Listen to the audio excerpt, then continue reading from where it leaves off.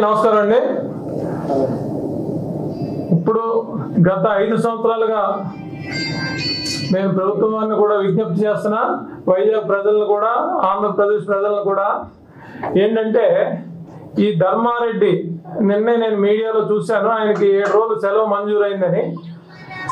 ధర్మారెడ్డి గారు చేసిన అరాచకాలు ఈ 5 సంవత్సరాల్లో ఆయన పొలిటీషియన్ మాదిరిగా ప్రతి విషయంలోని జోక్యం చేసుకుని జగన్ గారికి ఒక లాబీయిస్ట్ లాగా, లైసెన్ ఏజెంట్ లాగా ఈ ధర్మారెడ్డి వ్యవహరించారు. ఆయనకి తోడుగా ఈ అనిల్ కుమార్ సింఘాల్ వీళ్ళిద్దరూ కలిపి వ్యాపారస్తుల్ని సుమారుగా 75 వారాల పాటు ప్రతి అభిషేకానికి వీళ్ళిద్దరూ కలిసికట్టుగా వ్యాపారవేత్తల్ని అభిషేకానికి 4గురిని 5గురిని తీసుకెళ్తా ఇష్టారీతిగా బిజినెస్ పీపుల్, వివిధ వర్గాలకు చెందిన వారి ప్రాపకం కోసం వారి దగ్గర ఆశించో మరి ఏమో ఏ విధంగానో మరి వారిని అయితే విచారణ చేయాలి సమగ్రంగా ప్రభుత్వం వారు.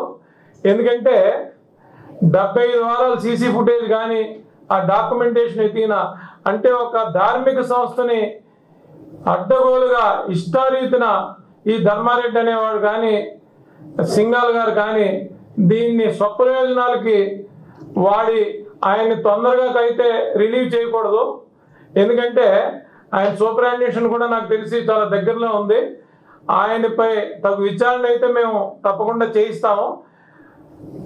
వీరి ఆట కట్టిస్తేనే నెక్స్ట్ తరాలకి ఈ బ్యూరోక్రసీకి ఒక గుణపాఠంగా ఉంటుంది. ఎందుకంటే వడ్డిచ్చేవాడు మనవాడే కదా అని ఇష్టారీతిన వీళ్ళు విపరీతంగా రెచ్చిపోయారు.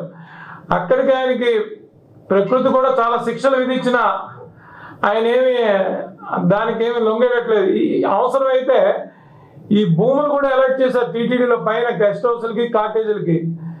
చైర్మన్ కూడా విచారించాలి. ఎందుకంటే సుబ్బారెడ్డి కూడా నాదే ఉంది. సుమారుగా నేను ఒక 5 సంవత్సరాల క్రితం కళ్యాణకట్ట కట్టి కొండ మీద నాకు జేయూ గారు వినతి మేరకు కట్టాను. నేను జేయూ పోలా భాస్కర్ గారు ఉన్నప్పుడు ఈ రోజు కూడా నేను అర్జీ పెట్టుకుంటే చైర్మన్ కానీ ఇదే ధర్మారెడ్డి కానీ కనీసం ప్రివిలేజెస్ కూడా మూవ్ చేయలేని పరిస్థితి ఉంది. అంటే వీరికి నచ్చిన వాళ్ళకి తప్ప వీరిని సొంత జోగు సంస్థగా, ధార్మిక సంస్థ అనే భయం, భక్తి నీకు తిరుమల అంటే వణుకు పుడుతుంది అందరికీ.